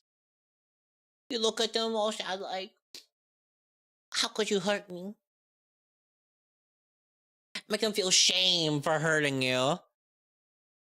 And they have to make a will save against your class DC or spell DC, whichever is higher. Or become sickened. As they're like, I can't believe I've done this. But if it's a crit failure, they fail to follow through the attack rules, the damage dealt to you by their strength mod. They're like, I can't, I'm sorry. It's really fun. I really like it a lot. It's kind of goofy.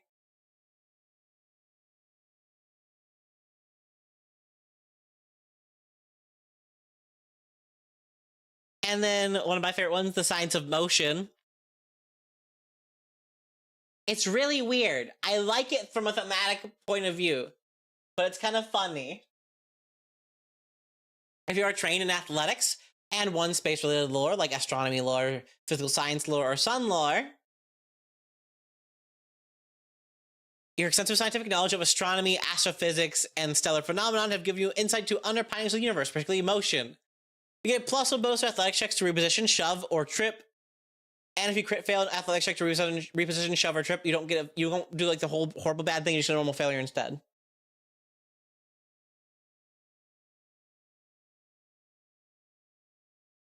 Do any of the feats care if you chose deaf and or blind?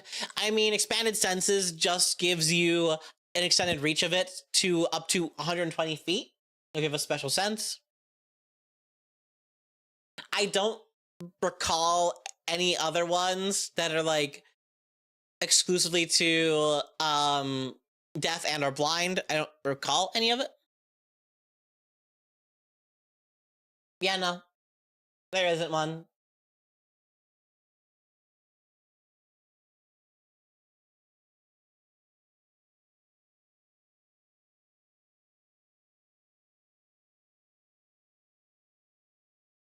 Can I beat you all 10% of your athletics check too, Paloki? I don't know what that means. I don't know low stuff, I'm sorry.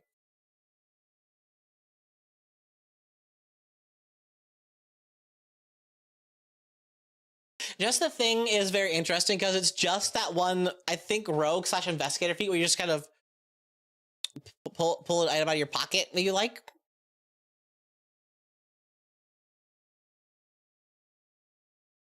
Like if it's an adventure, it's a piece of adventure gear that you need. And you're like, wow. You don't have to pay for it like the other ones.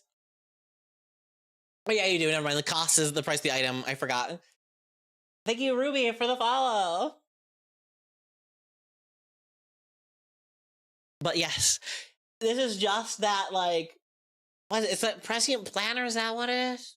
It's a rogue investigator feat. It's just that we can only do it once per day, or once per hour if you have bottomless pockets. It gives you once per hour instead of once per day.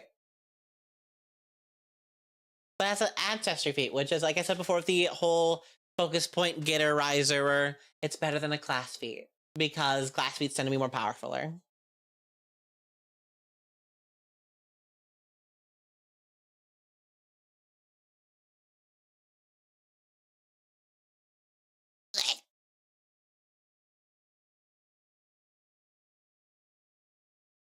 Sense emotions is where it starts to get kind of spicy. If you're the empathetic Vlaka type, you get emotion senses and precise sense within range of 30 feet. So you can detect and determine the location of creatures who possess emotions and give you a +2 bonus to perception checks when using the seek action to find hidden or undetected creatures within the range of your emotion sense who are under an affection such as rage.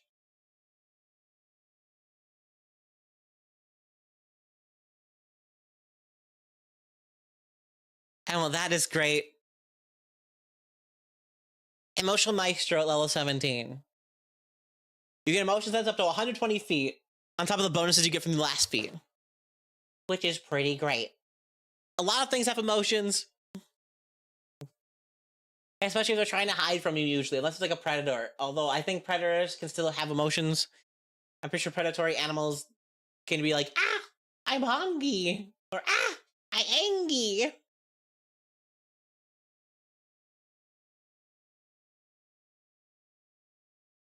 Thank you for the follow, Tabletop Misfits.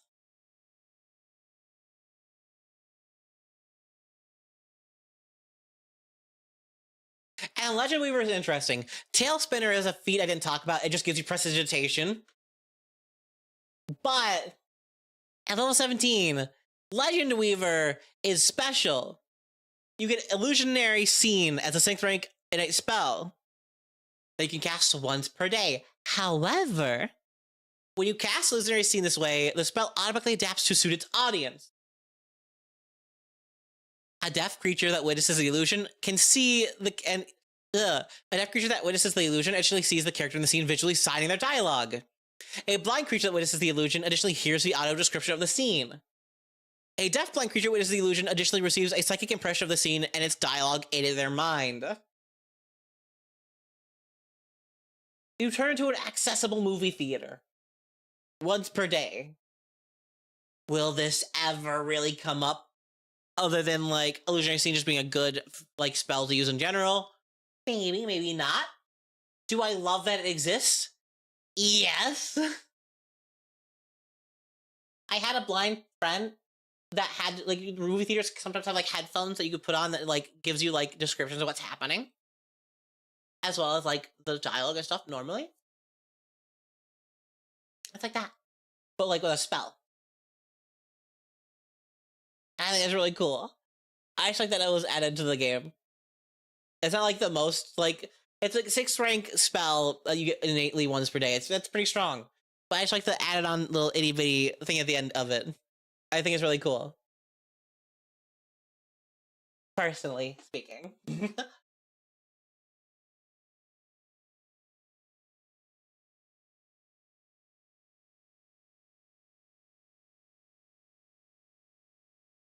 Well, I think that's all I really want to talk about the Vlaka. Like I said before, these guys are very much like... Wait, no, there's not. There's one more. I forgot my favorite one. Unleash Soda's Flame.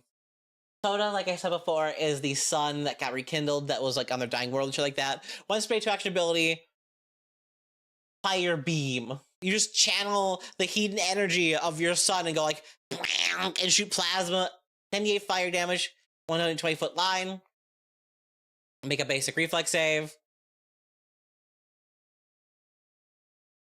Crit success, unaffected. Success, half damage. Failure, full damage, plus 1d6 electricity damage and dazzle for 1 round.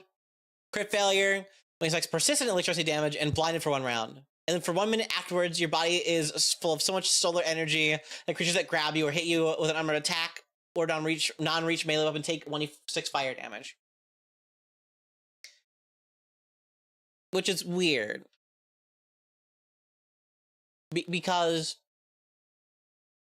that only happens if an enemy crit fails their effect, but that could affect anybody. So if one guy crit fails it and 9 people critically succeed it, anybody who grabs you or hits you with an unarmed attack will then be like, fire. It's just very strange. I feel like that should be a part of the entire feature as a whole.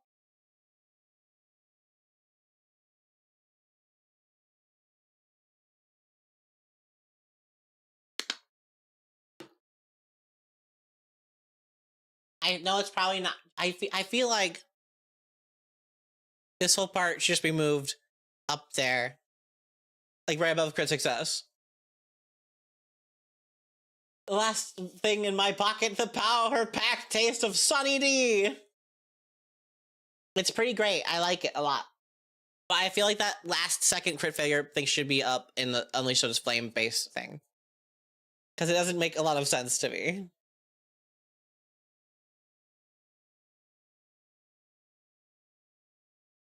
But yeah, that's the Vlaka. They're weird. They're cool. They really like friendship. Thank you, Eileen, for the follow. Friendship and surviving. Sometimes they mix. Sometimes those can't mix, like those 2 feats we talked about earlier. I do want to go over, right before we end stream, because my internet is turbo tanking right now. Last thing I want to talk about.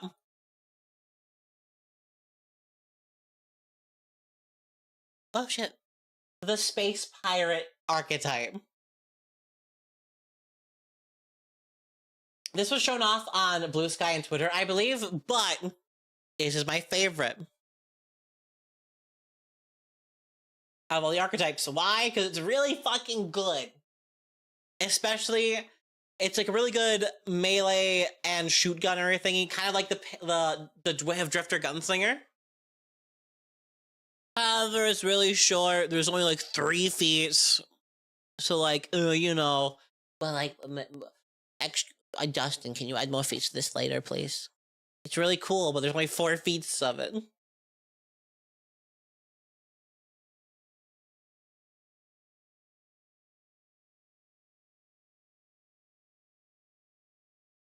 But starting out with Space Pirate Dedication. Get familiar to all cutlasses, flails, rapiers, and weapons with the raising trait. If you're at least expert with those, you get crit spec. And additionally, you gain the coolest fucking thing ever. Hollow Roger. Free action, when you roll initiative, your ship's fearsome hollow flag projects above you, lasting for a minute. Attempt an intimidation check to demoralize all enemies within 60 feet of you that can see the flag. And while the flag is displayed, you get a +1 bonus to intimidation checks to coerce. That is a free battle. It's like battle cry against everyone within 60 feet of you, which is only a 7th level feat, only up to 1 guy. That is dummy, stupid, ultra strong. But they have to see it so it does not work against blind Vlakas, but everyone else, they're like, ah!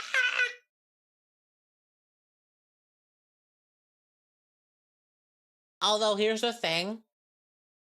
I don't know why it's coerced, because I've never rolled intimidation in exploration mode when I'm trying to coerce somebody.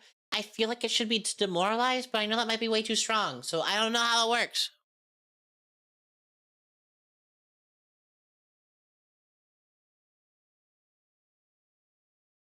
Although I guess you could coerce, question mark?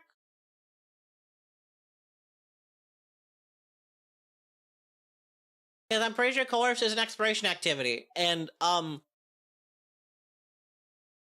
this is the thing that lasts a minute only in combat when you roll initiative. So I don't know how that's gonna work. I feel like that might have been a little oversight or just a misprint of a thingy.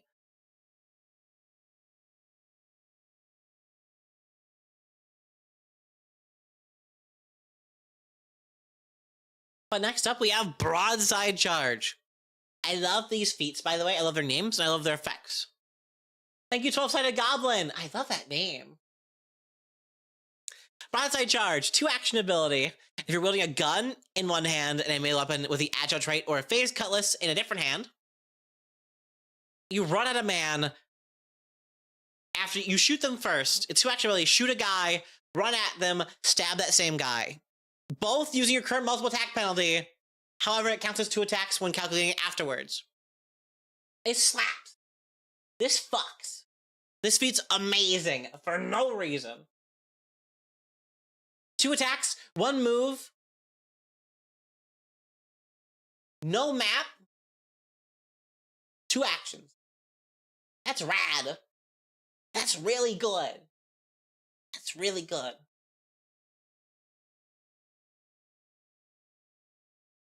It is Phase Cutlass the archetype, yes. Like the last 8th level feat is exclusively to the Phase Cutlass. But it's really cool. This would be the best, I think, on an operative, using the stabby one.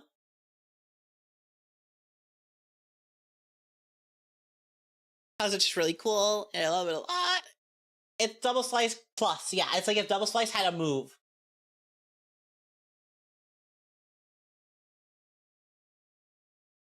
Although you don't add up their damage together. It is very good for level 4. But I just love the visual of this. Just shooting a man, running them down, and stabbing them through. That's so fucking cool. And it's very piratey, which is I really like, because it's similarly Space Pirate. Next up, we have Pirate's Parry. This one's hilarious. Reaction attack. I mean, it's a reaction to an attack that's made against you with a melee strike. It's the same type of thing as you normally see from, like, the Rogue. I think the, Swashbuckler has something like this. You get plus 2 most your AC against the attack. However, if the attack is a crit failure because of that, you can just shoot them in the face without triggering any reactions from the target. Like, they whiff so hard, you just put the Vlaka to their head, like their forehead, as they're like bending over to pick their sword back up. You're like, I'm sorry, boy. Bang, bang. Really cool. It'll never come up ever. It'll never happen realistically. Do I love it still and I'm going to use it anyways? Yes. Do I care that it's going to not be effective at all times and probably never come up ever? No. It is thematic and it's cool, and I don't care if it takes 3 years of a campaign for it to actually work and that ever happen. I love it.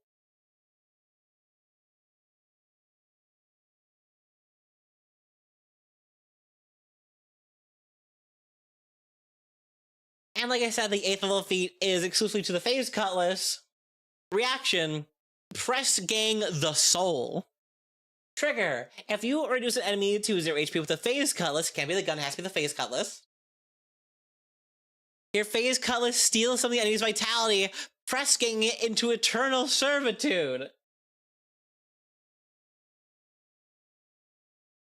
As long as you are wielding the Phase Cutlass with stolen vitality, you can cast Wisp Ally as a divine innate spell at will, heightened to the spell rank equal to half your level. You can only have active wisps up to the number of enemies you've press ganged into your void cutlass. Which means, realistically, you can just eat 19 guys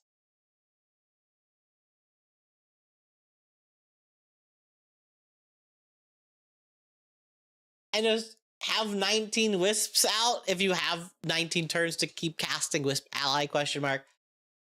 The first time each round you strike with your phase cutlass, you immediately gain the effects of the sustain a spell action, which you use only to extend the duration of and control a wisp ally spell cast using the phase cutlass.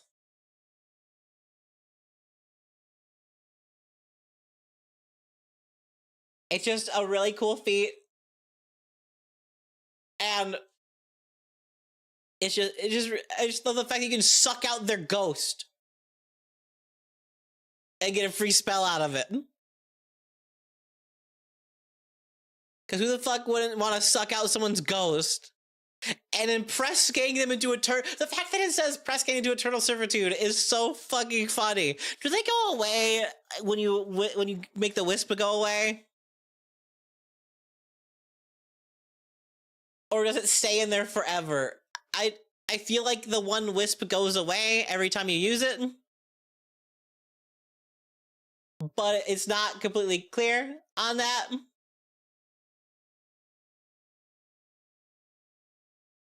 But yeah, free sustain every time you stab a man with the thing used to steal people's souls. Yeah, you can only get the free sustain once on one of the wisps. So, like, you know, but at the same time, free ghost. I get free ghost friend from killing them and stealing their soul into my eternal servitude. That's fucked up. But it is perfect. In every way. Wisp allies in this book? I don't remember. Give me a second.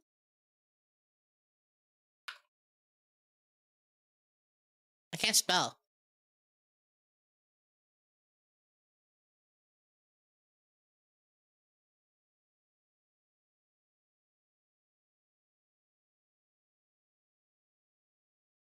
I don't believe so. I don't think so.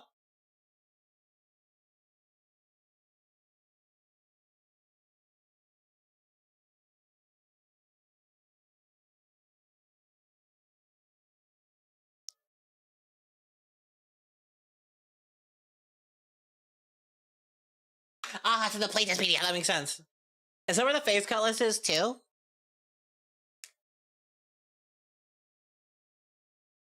I don't remember much of the spells. Oh, a little hologram popping up in the blade every soul you gangly press? I like that. I'm stealing that. That's my idea now. I'm taking it from you. You don't get it anymore. It's mine. I'm stealing it out of your brain.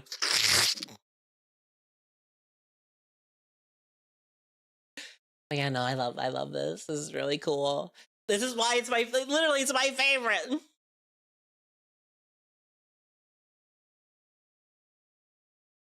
But yeah, no, think of that bad.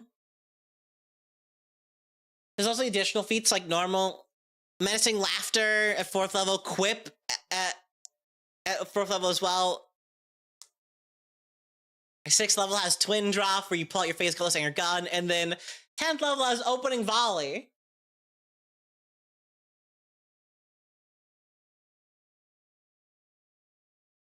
The phase cutlass flavor text. The playtest explains that every star on the phase cutlass when it's in void mode is a stolen soul. I love this game. Dustin, have I told you how much I love Starfinder? Because I love it. A lot. Like a lot. Why is this archetype so fucking cool? You didn't have to go this hard. The worst part about this archetype is it only goes up to 8th level. That's it. That's all it is. And we go to Hell and Light. So you only get to 8th level feats. Add the other half of the feats, Dustin. Please.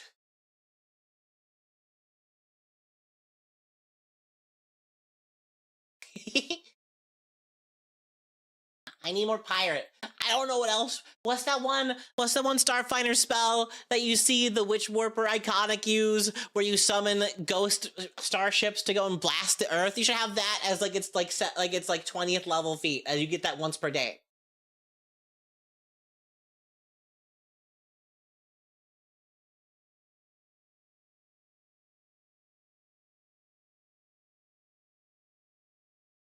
I get some, but like it's not a lot.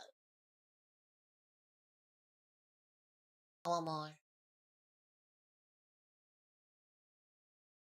I want the I want to make the spaceship. I want my ghost pirate crew to shoot people from space without being a caster, like once per day as an innate spell at like 7th rank. So it's not like super strong, but it's like really cool still, anyways. Although I'm pretty sure that's like a 9th rank spell, so like it's not really gonna happen. But yeah, that's my inane ramblings.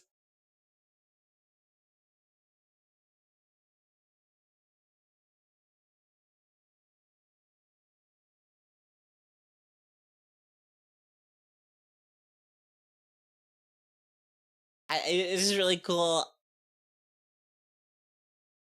I love this game so much, and I want to do more of it. And I'm sorry, my internet was all freaky today, and I'm a little scuffed up. But at the same time, I love this so much. This fucking archetype is so cool. You can eat ghosts with your sword, like that one lady, her name Katana, from DC, who has her husband inside of a sword, and like 38 other guys in a sword.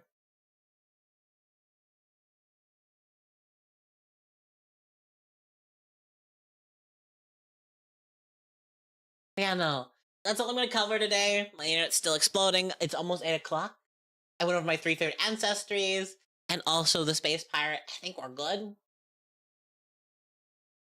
I'm gonna look to my homies for who to like I want to raid into, because there's a lot of people streaming right now, I think.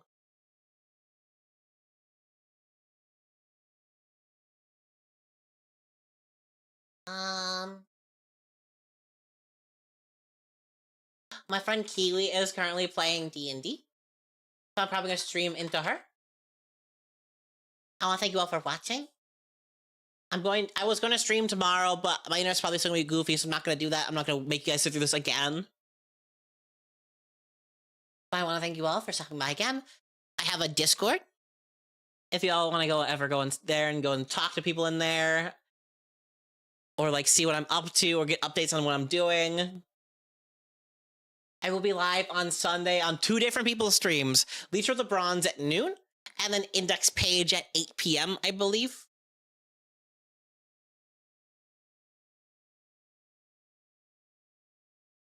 And we're gonna have a good time. Both are gonna be Fabula Ultima tabletop streamed games. First game in Leech of the Bronze, I play a giant shield lady with a robot arm and a fucked up, scarred up face, who defends people and is really mean, but also kind of cool. And then on Index Pages, I play a delinquent isekai lady, student person, who is a chimera woman who can shape change her body into different animal parts to go and fight people, and is very much devil may care. I will throw in my body and destroy it if it means I get my goals done. Like I said, I'm gonna go and raid into my friend Kiwi the Pirate. She's currently playing D&D with her homies. Our bite message is gonna be Get Bited Stinky Tentacle. No, Get Bited Stinky Squid, actually.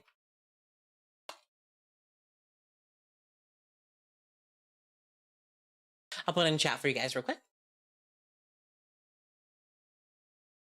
You guys can copy that and then paste it when we get in there. Hope you all have a wonderful night. I'll see you guys next time. Bye.